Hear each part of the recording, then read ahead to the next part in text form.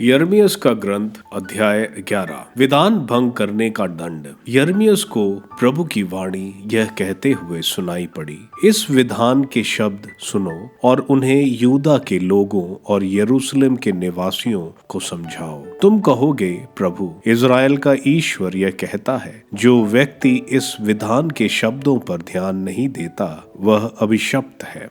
मैंने यह विधान तुम्हारे पूर्वजों को उस समय सुनाया था जब मैं उन्हें मिस्र देश से लोहे की उस भट्टी से निकाल लाया था। मैंने उनसे कहा, मेरी बात मानो और मेरे आदेशों का पालन करो। इस प्रकार तुम मेरी प्रजा होगे और मैं तुम्हारा ईश्वर होऊंगा। तब मैंने तुम्हारे पूर्वजों से जो शपथ खाकर यह प्रतिज्ञा की कि मैं उन्हें ऐसा देश प्रदान करूंगा जहां दूध और मधु की नदियां बहती हैं, मैं उसे पूरा कर सकूंगा। तुम अब उस देश के अधिकारी हो। मैंने उत्तर दिया, प्रभु ऐसा ही हो।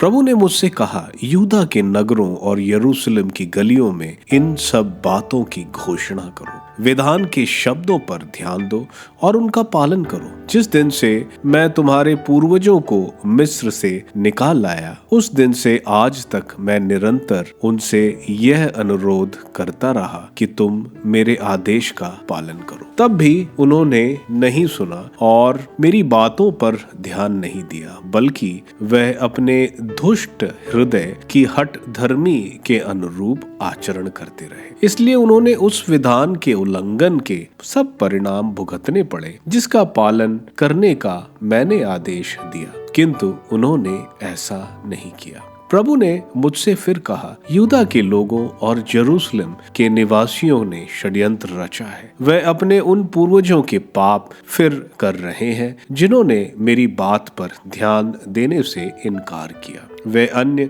देवताओं के अनुयायी बनकर उनकी पूजा करते हैं। इस प्रकार इज़राइल और यूदा के लोगों ने उस विधान को भंग किया जिसे मैंने उनके पूर्वजों के लिए निर्धारित किया। इसलिए प्रभु यह कहता है, मैं उन पर ऐसी विपत्तियां भेजूंगा जिनसे वे अपनी रक्षा नहीं कर सकेंगे। वे मेरी दुहाई देंगे, किंतु मैं उनकी दुहाई पर ध्यान नहीं दूंगा। यूदा के नगर और यरूशलेम के निवासी उन देवताओं की दुहाई देंगे जिन्होंने उन्हें धूप चढ़ाई, किंतु वे देवता संकट के समय उनकी सहायता नहीं कर सकेंगे। यूदा, जितने तुम्हारे नगर हैं उतने ही तुम्हारे देवता हैं। यरूशलेम, जितनी तुम्हारी गलियां हैं उतनी ही वे वेदियां हैं जिन्हें तुमने बनाया और जिन पर तुम घृणित बाल देवता के लिए धूप चढ़ाते हो। इसलिए तुम इन लोगों के लिए ना तो प्रार्थना करो, ना विलाप और ना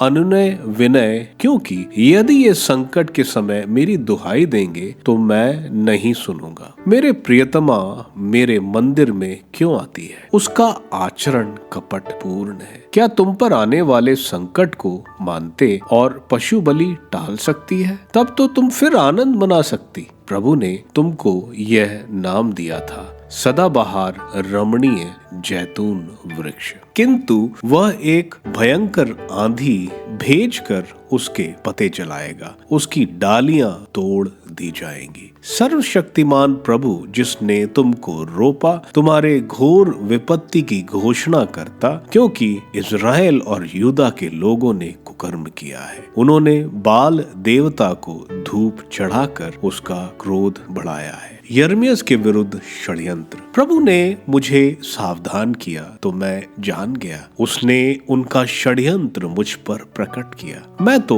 वध के लिए ले जाए जाने वाले मेमने के सदृश भोला भाला था। मैं नहीं जानता था कि वे यह कहते हुए मेरे विरुद्ध षड्यंत्र रच रहे थे। हम वह हरा भरा वृक्ष काट गिराए, हम उसे जीवितों की दुनिया से उठा दे, जिससे उसका नाम लेने वाले कोई ना रहे। विश्व मंडल के प्रभु, तू न्यायी है। तू मनुष्य के हृदय की था लेता है। मैं उन पर तेरा प्रतिशोध देखूंगा, क्योंकि मैंने अपना मामला तेरे हाथों सौंप दिया है। अनातोत के निवासी मुझे मारना चाहते और मुझसे कहते हैं, प्रभु के नाम पर भविष्यवाणी मत करो, नहीं तो हम अपने हाथों से तुम्हारा वध करेंगे। उनके विषय में सर्वशक्तिमान प्रभु यह कहता है, मैं उन्हें दंड दूंगा। उनके युवक तलवार के घाट उतारे जाएंगे और उनके पुत्र पुत्रियां भूखे मरेंगे। उनके यहाँ कोई जीवित नहीं रहेगा। जिस वर्ष अनातोत के निवासियों को लेखा देना पड़ेगा, मैं उन पर विपत्ति ढाऊंगा।